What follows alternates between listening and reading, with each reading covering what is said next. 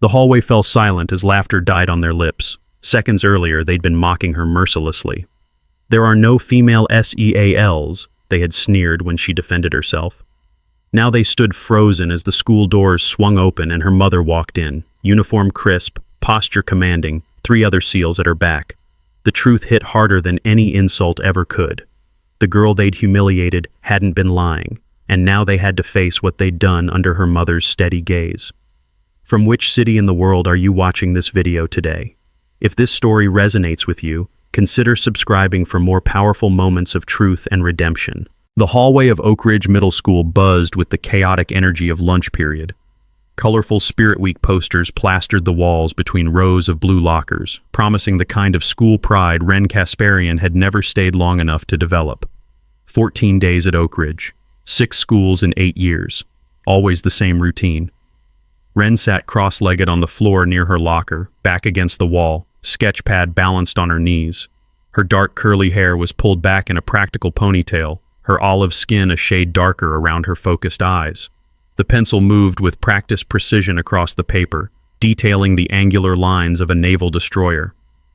"That is incredibly accurate," Ms. Finch said, pausing on her way to the teacher's lounge. The young art teacher smiled. "You have got quite an eye for detail." Ren glanced up briefly. "Thanks. My mom taught me to observe carefully." "Your family moves around quite a bit, right? Must be challenging, starting over so often." Ren shrugged. "You get used to it. Mom says this should be the last move for a while." Ms. Finch opened her mouth to respond when the hallway's atmosphere shifted. A group of students rounded the corner, led by Bellamy Hayes in his designer sneakers and Hudson Pierce in his Oak Ridge Athletics hoodie. "Look who it is," Bellamy called out, his voice carrying deliberately. "The weird new girl who never talks to anyone." Ren did not look up, her pencil continuing its steady movements across the paper. "What are you drawing now? More war stuff?" Hudson stepped closer, looming over her. "Seriously, what is with the military obsession?" "It is creepy." When Ren remained silent, Hudson kicked her water bottle, sending it skittering across the floor. "Hey, I am talking to you." Ren finally looked up, her expression neutral. "I heard you. I just did not have anything to say." "Oh, she speaks," Bellamy laughed, drawing the attention of passing students who slowed to watch. "What is in your lunch today? Something weird again?" Ren closed her sketchbook and began gathering her things. "Excuse me, I need to get to class." As she stood, Hudson snatched the sketchbook from her hands. "Let us see what Little Miss Secret is always drawing." "Give that back." For the first time, a flash of emotion crossed Ren's face. Hudson flipped through the pages, his expression morphing from mockery to confusion. "Ships? Submarines? What is this?" "Naval architecture," Ren said evenly, reaching for her book. "Please give it back." "Naval architecture," Hudson mimicked in a high voice. "Who even says stuff like that?" He held the book higher as Ren reached for it. "Why cannot you be normal like everyone else?" Something small fluttered from between the pages, a photograph that drifted to the floor. Bellamy snatched it up before Ren could reach it. "Who is this?" "Your mom?" Bellamy turned the photo around, revealing a woman in military gear, face partially obscured by shadows and equipment. For the first time, Ren's composure cracked. "That is private. Give it back." "What does your mom do anyway?" Hudson demanded. "Work at the Pentagon or something? Is that why you were so weird about it?" The hallway had grown quieter, more students pausing to watch the confrontation. Ren stood very still, something shifting behind her eyes as she made a decision. "My mother is a Navy SEAL," she said, her voice quiet but clear. "Now give me back my photo." The silence lasted exactly 2 seconds before Hudson burst into laughter, followed quickly by Bellamy and others in the growing crowd. "A female SEAL?" Hudson doubled over. "That is the best you could come up with?" "She is lying," Bellamy announced to the crowd. "Everyone knows there are not any female SEALs." Shiloh Reynolds pushed forward, her perfectly styled hair bouncing as she moved. "My dad was in the Navy for 12 years. There are no women in the SEALs. It is like physically impossible for them to pass the training." "She is making it up for attention," Larkin added from beside Shiloh. "How pathetic is that?" "Wait, Let me get this on video, Bellamy said, pulling out his phone. Say it again. Tell everyone about your made-up SEAL mom. The laughter grew louder. More students joined the circle, drawn by the commotion. Ren stood motionless at its center, her face hardening into an expression that seemed out of place on a 14-year-old. Not embarrassment or fear, but something closer to resigned patience. From the edge of the crowd, Miss Finch watched with concern before turning abruptly and heading toward the main office. Maybe her mom is a seal like at the zoo, someone called out, sparking fresh laughter. Does she balance balls on her nose? Another voice added. Bellamy shoved the photo in Ren's face. Why lie about something so stupid? Did your mom abandon you or something? Something dangerous flashed in Ren's eyes, but her voice remained steady. She did not abandon me. She serves her country, and I am not lying. Wow, she is still going with it, Hudson said, looking around at his audience. This is just sad now. The hallway felt endless to Ren. She could map the dynamics of the crowd with military precision, just as her mother had taught her. The primary instigators, the eager participants, the uncomfortable bystanders, the few who looked troubled but said nothing. In 6 schools across 8 years, the details changed, but the pattern remained consistent. What made this time different was the timing. Her mother was not supposed to arrive until the afternoon assembly. Ren had planned to sit quietly through her classes, avoid the cafeteria at lunch, and meet her mother outside the auditorium after school. Simple, strategic, familiar. But now her photo was in Bellamy's hands, her sketchbook in Hudson's, and a circle of laughing students surrounded her. The carefully constructed boundaries between her school life and her family life had collapsed. I bet her mom does not even exist, a girl near the back of the crowd suggested.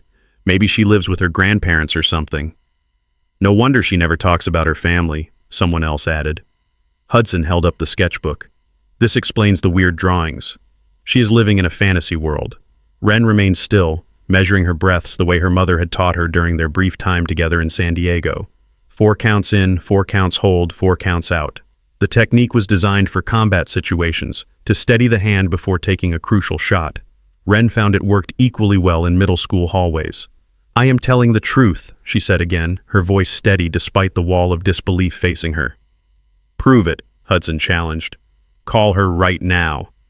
She is on deployment, Ren said automatically, then immediately regretted offering even that much information. This triggered another wave of laughter. Convenient, Bellamy sneered. Always an excuse. My mom could be deployed too, another student called out, on a secret mission to Mars. The mockery had taken on its own momentum now, feeding itself, growing beyond the initial instigators. Ren knew this phase well. Soon they would grow bored, move on to their next classes, and the incident would become another story they told, embellished with each retelling. But something was different this time. The main office door opened, and Principal Warner stepped out, followed by Ms. Finch. They both looked down the hallway with unusual expressions, a mix of confusion and something Ren could not quite name. Then the front doors of the school opened, and everything changed. Sunlight flooded the hallway as 4 figures entered, 3 men and a woman, all in crisp naval uniforms. Their polished shoes clicked against the linoleum floor, the sound cutting through the sudden silence that had fallen over the crowd. At the center walked Lieutenant Commander Thora Kasparian. Even in her uniform, the resemblance to Ren was unmistakable, the same olive complexion and dark curly hair, though Thora's was pulled back in a severe bun at the nape of her neck. She moved with purpose, her posture perfect, her gaze direct and assessing. The laughter died instantly. Hudson's mouth hung open mid-mockery, the sketchbook forgotten in his hands. Bellamy slowly lowered his phone, the recording still running but now capturing only stunned silence. Principal Warner hurried forward. Lieutenant Commander Kasparian, we were not expecting you until this afternoon. Our transport arrived ahead of schedule, Thora replied, her voice carrying effortlessly down the hallway. I apologize for the early arrival. No need to apologize at all.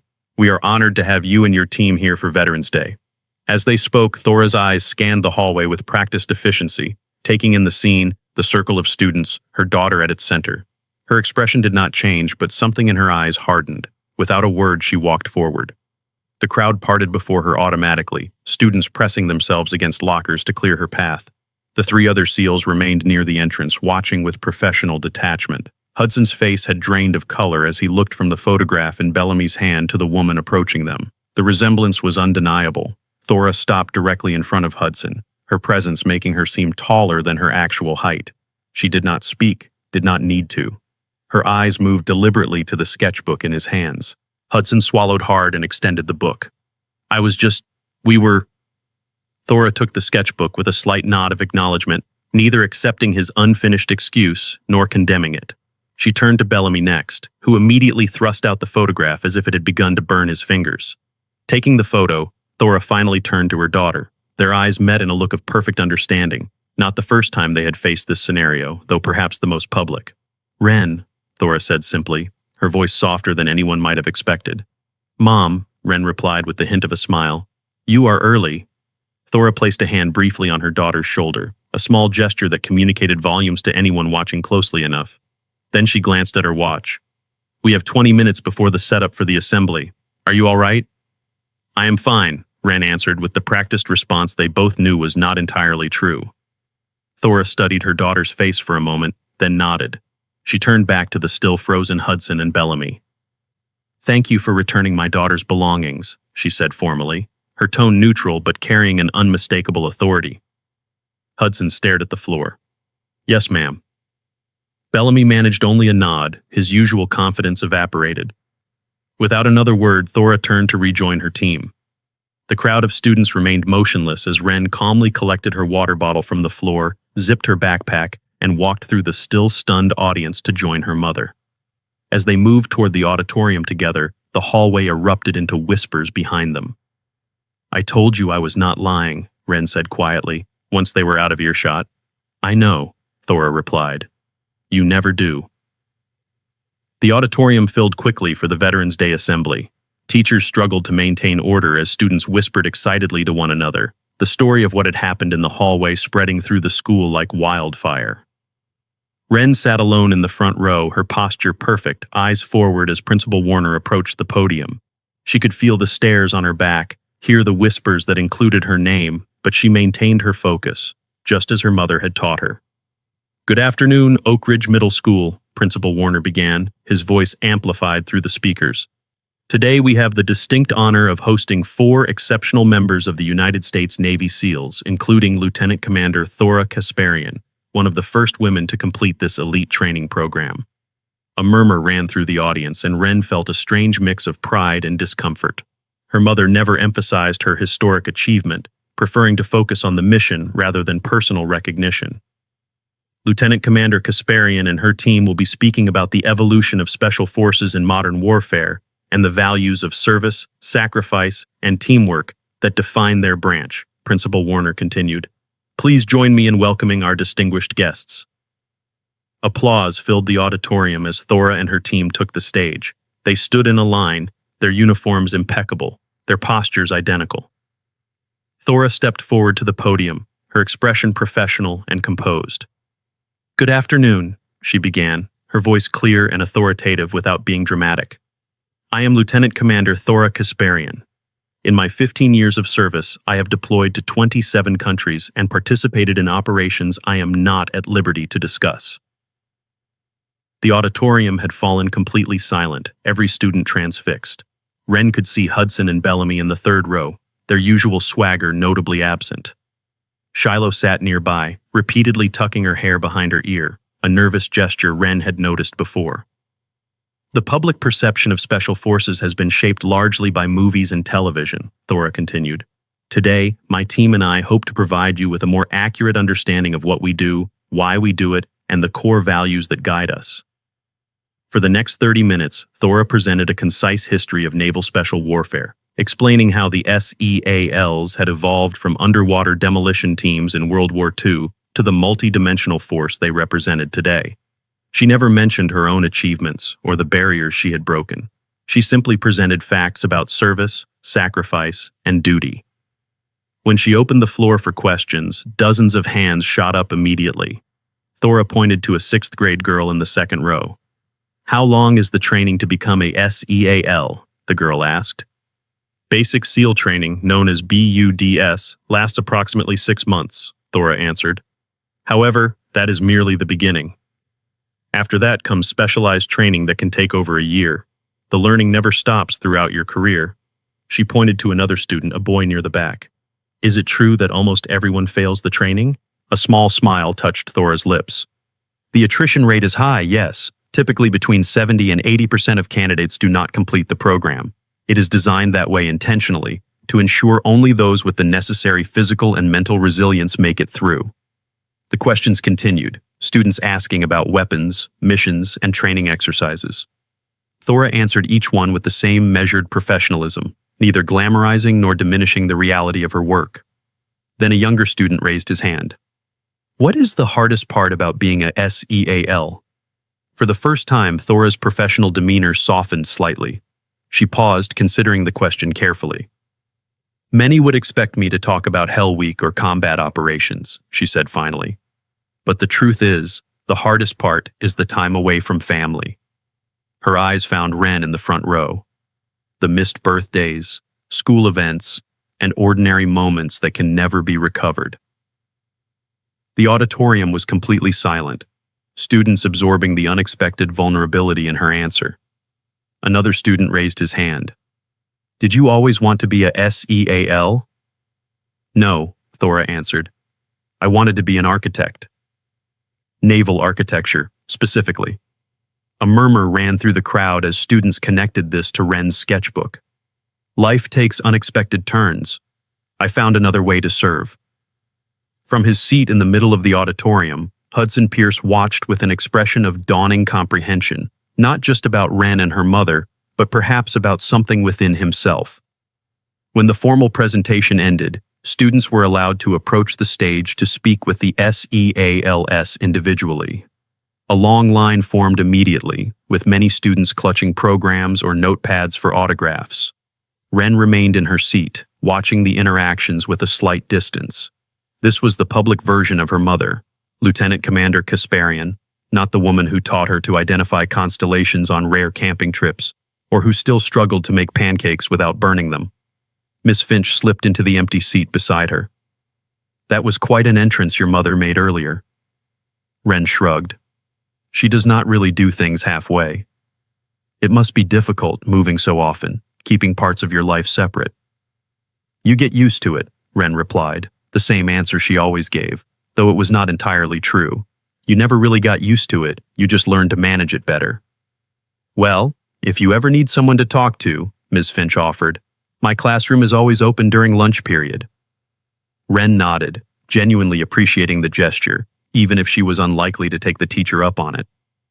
Thank you. As Ms. Finch moved away, Ren noticed Hudson lingering near the stage. He held a program in his hands, turning it over repeatedly as he watched Thora speaking with other students. He kept taking half steps forward, then retreating, clearly wrestling with some internal debate. Ren approached him, her expression neutral. Do you want her to sign that? Hudson startled at her voice. Yeah. Would she? You can ask her yourself, Ren replied, neither helpful nor hostile. Hudson shifted uncomfortably. Look, about before, I did not know. That was kind of the point, Ren said, her voice remaining calm. You assumed I was lying because it was easier than considering you might be wrong. Before Hudson could respond, Bellamy and Shiloh appeared beside them. Your mom is seriously impressive, Bellamy said, his earlier mockery replaced with awkward admiration. Shiloh nodded eagerly. Does she let you try on her medals? My dad never let me touch his stuff. Ren regarded them with the same measured patience she had shown earlier. She does not really bring her work home. It is not a costume or a prop. The conversation might have grown more uncomfortable, but Thora approached, ending the exchange. The students stiffened automatically in her presence. Are you ready to go, Ren? Thora asked. We have that dinner tonight. Yes, ma'am, Ren replied, the formality coming naturally. Hudson thrust out his program. Lieutenant Commander, could you possibly sign this? Thora studied him for a moment, her expression unreadable. Then she took the program and the pen he offered. What is your name? Hudson Pierce, ma'am. She wrote something quickly and handed it back. Mr. Pierce. Hudson looked down at the program. Rather than just a signature, Thora had written, Strength is not always about physical power. Choose yours wisely. Lieutenant Commander Kasparian. Thank you, Hudson said quietly, meeting her eyes briefly before looking away. Thora nodded, then turned to her daughter. Let us go, Wren. As they walked away, Bellamy leaned over to read what Thora had written. His usual bravado was noticeably absent. Later that evening, in the small apartment they had moved into just 2 weeks earlier, Wren sat at the kitchen table completing her homework while Thora prepared a simple dinner. Most of their possessions remained in boxes, both of them accustomed to living out of luggage for extended periods. You should have told me about the bullying, Thora said, breaking the comfortable silence between them. Wren did not look up from her textbook. It was not bullying, just the usual adjustment period. Besides, you were busy preparing for the presentation. Thora set down the knife she had been using to chop vegetables and turned to face her daughter. Wren, look at me. Wren closed her book and met her mother's gaze.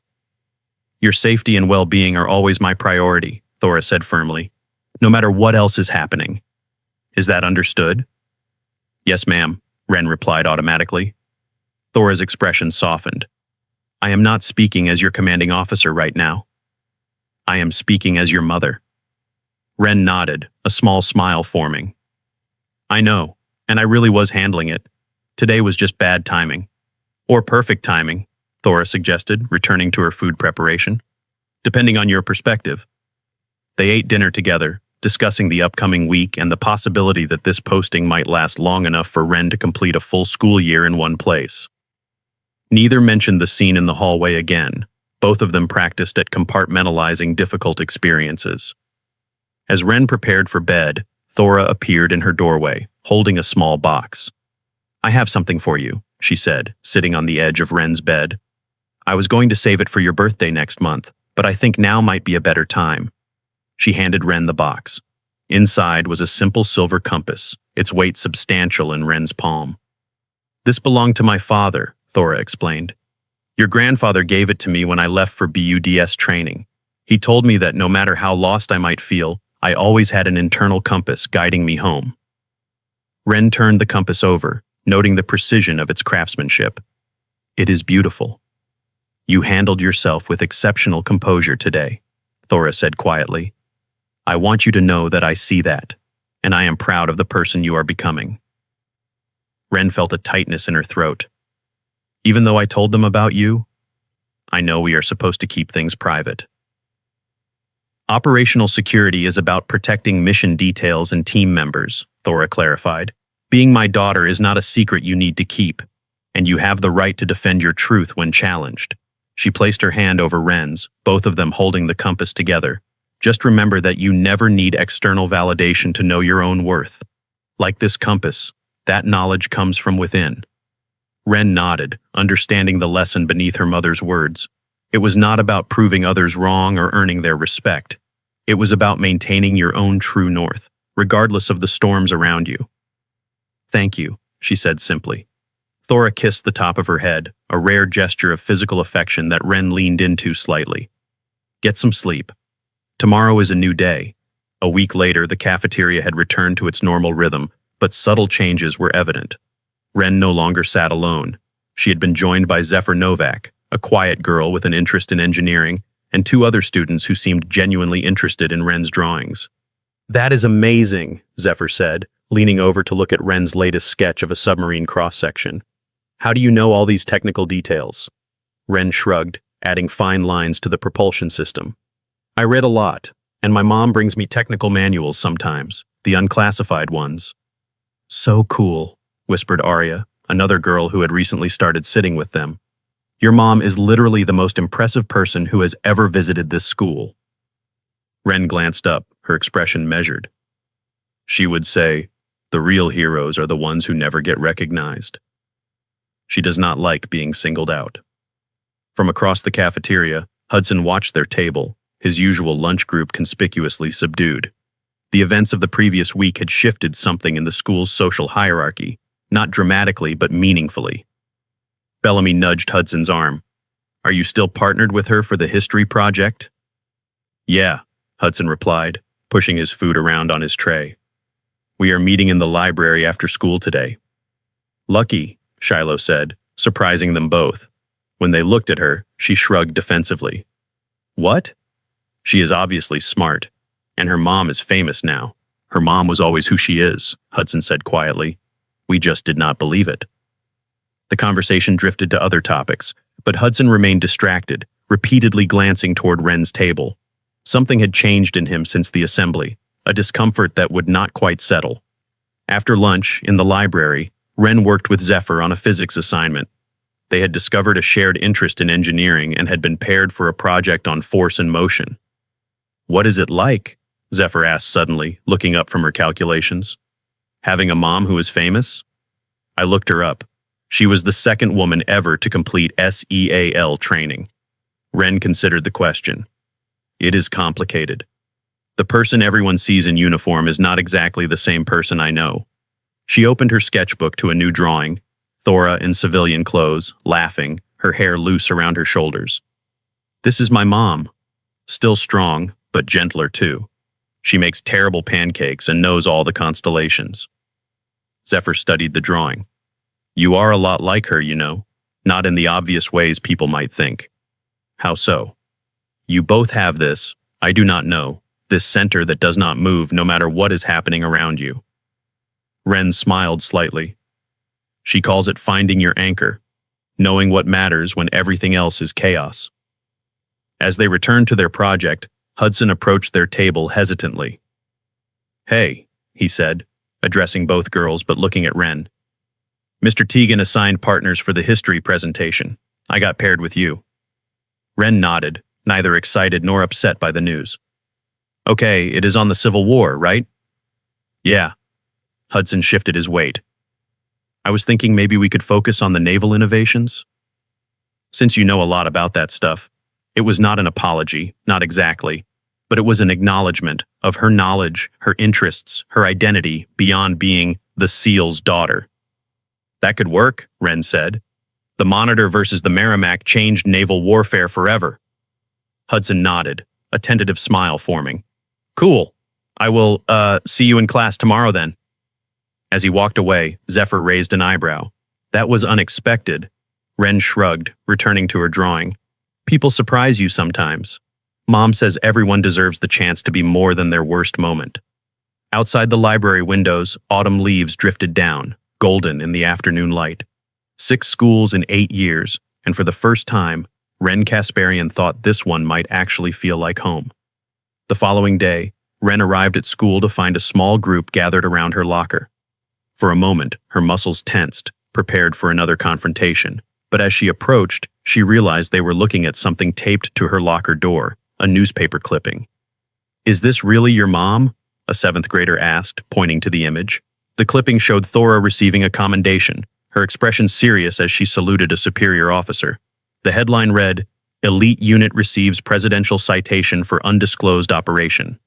Yes, Wren said simply, reaching past them to remove the article. She did not recognize who had posted it, but she carefully placed it in her backpack rather than discarding it. That is so amazing, the younger student said, eyes wide with admiration. Do you think she would come talk to our class too? We are studying modern heroes in social studies. She is deployed again, Wren explained, the familiar words coming easily. She was only here for Veterans Day. The students dispersed, but throughout the day, Wren noticed similar interactions. Younger students approached her with questions, teachers smiled at her in the hallway, and even Hudson's friends acknowledged her with nods when they passed. It was a strange feeling, this sudden visibility after years of careful anonymity. Wren was not entirely sure she liked it. In history class, Mr. Teagan announced the Civil War project partnerships, confirming Wren would be working with Hudson. When the class broke into pairs to begin planning, Hudson moved his desk beside hers with an uncharacteristic lack of swagger. I did some research last night, he said, opening his notebook, about the ironclads. It is pretty interesting how they changed everything. Wren nodded, surprised by his initiative. They made wooden ships obsolete overnight. Yeah, exactly, Hudson agreed, showing her the notes he had taken. And I found this cool website that has 3D models of both ships. I thought maybe we could use that for our presentation. That would work well, Wren said. I could also draw some cross-sections to show the key differences in design.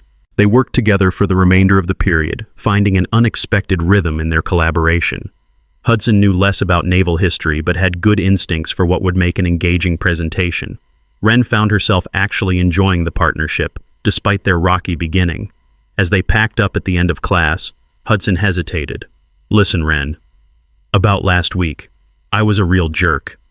Wren looked at him directly. "Yes, you were." Hudson winced but nodded. "I deserve that. I just wanted to say I am sorry. Not just because your mom turned out to be, well, intimidatingly awesome, but because I should not have treated you that way regardless." Wren studied him for a moment, assessing his sincerity. "Apology accepted," she said finally. "Just remember how it felt to be wrong the next time you are tempted to mock someone for being different." Hudson nodded, looking relieved. "Definitely." Lesson learned.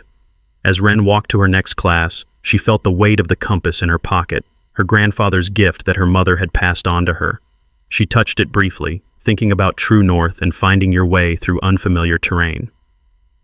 That afternoon, Wren had just finished putting away her books when her phone buzzed with a text message. It was from her mother, a rare occurrence during deployments. "Video call tonight at 1900, confirm." Wren typed back quickly. "Confirmed. All okay?" 3 dots appeared, then, "All good. Miss you. 1900. Wren smiled, calculating the time difference and wondering where in the world her mother might be. The details of Thora's deployments were classified, of course, but Wren had become adept at reading between the lines of their infrequent communications. At home that evening, Wren set up her laptop precisely at 7 p.m., knowing her mother's appreciation for punctuality. The video call connected, revealing Thora in what appeared to be a small office, wearing her utility uniform. "Wren," Thora said, her face lighting up in a way few people ever witnessed. "How are you?" "I am good," Wren replied, automatically sitting straighter. "How are you? Is everything okay?" "Everything is fine," Thora assured her. "I just wanted to check in, see how things have been since last week." Wren considered how to answer. Her mother valued honesty, but also efficiency. "Different," she said finally. "People are treating me differently now. Better or worse? Just different. More attention, some respect, some curiosity, a lot of questions about you." Thora nodded, understanding immediately. "That can be uncomfortable." "A little," Wren admitted. "But also, in some ways, easier. I do not have to hide parts of our life anymore, not at this school anyway." "You never had to hide who you are, Wren," Thora said gently. "Only operational details." "I know, but sometimes it was simpler not to explain." They talked for 20 minutes, Thora asking about classes and Wren sharing details about her new friends and the Civil War project. Neither mentioned the bullying incident directly again, both of them more comfortable looking forward than back. "I have news," Thora said as their time drew to a close. "This deployment should end in 3 weeks, and then I will be on instructional rotation at Coronado for at least 18 months. Wren's eyes widened. "Really? No deployments?" "Not for a year and a half at minimum," Thora confirmed, a rare smile softening her features. "We can stay put. You can finish middle school in one place." The implication was clear and precious. Stability, continuity, a chance to build something lasting for both of them. "That is great news," Wren said, trying to contain her excitement to match her mother's typically reserved demeanor. "I thought you would approve," Thora replied, her eyes crinkling. "I need to go, but I will try to call again next week." "Same time?" "I will be here," Wren promised. After they disconnected, Wren sat quietly for a moment, absorbing the news. 18 months in one place felt like an eternity after years of constant movement. The next morning, Wren arrived at school with a new sense of purpose. This was not just another temporary stop, another place to pass through while revealing as little as possible. This was a place where she might actually belong. In the cafeteria at lunch, she joined Zephyr at their usual table. Hudson waved from across the room, and Wren nodded in acknowledgement, their Civil War project creating an unexpected bridge between their social circles. "You seem different today," Zephyr observed, unwrapping her sandwich. "Something happened?" Wren considered the question. "My mom called last night. She is going to be stationed in one place for a while. We will not have to move again, at least not soon." "That is fantastic," Zephyr said, understanding immediately what this meant. So you are staying? I am staying, Ren confirmed, the words feeling strange but welcome. For at least a year and a half. Well, in that case, Zephyr said, pulling a flyer from her backpack, you should definitely join Robotics Club. We are building an underwater ROV for the regional competition. Someone who knows naval architecture would be perfect. Ren took the flyer, studying it with interest. I will think about it. Think about what? Asked Arya, joining them with her lunch tray. Ren joining Robotics Club, Zephyr explained. She is staying at Oak Ridge. Her mom is going to be stationed nearby. Awesome, Arya said, sitting down. You should definitely join. I am in it too. We need more girls. The boys are driving Mr. Harmon crazy. As they discussed the club and the upcoming competition, Ren felt something unfamiliar taking root inside her, a sensation she could not immediately identify. It took her a moment to recognize it as belonging, the tentative beginning of putting down roots. Later, in art class, Ms. Finch stopped by Ren's desk to look at her latest drawing, a detailed rendering of the compass her mother had given her. Beautiful work, Ms. Finch said appreciatively. The detail is extraordinary. Thank you, Ren replied. It was my grandfather's. My mom gave it to me last week. A family heirloom, Ms. Finch nodded. Those are precious. Yes, Ren agreed, thinking about legacy and inheritance, about the strength that flowed through her family line. They really are. As she continued her drawing, adding shadow and dimension to the compass rose, Ren thought about direction and navigation, about finding your way in unfamiliar territory, about the difference between moving through a place and actually living there. 6 schools in 8 years had taught her how to adapt, how to observe, how to protect herself. But perhaps Oak Ridge would teach her something different, something equally valuable, about allowing yourself to be seen, about building connections that could withstand both distance and truth. Outside the art room windows, autumn leaves drifted down, golden in the afternoon light. For the first time in years, Ren Kasparian allowed herself to imagine a future measured not in weeks or months, but in seasons, in school years, in friendships that might actually have time to grow. She touched the compass in her pocket, feeling its solid weight, its promise of guidance. True north never changed, her mother had told her. No matter how far you traveled or how lost you felt, it remained constant, reliable, a fixed point to navigate by. Ren smiled slightly as she added the final details to her drawing.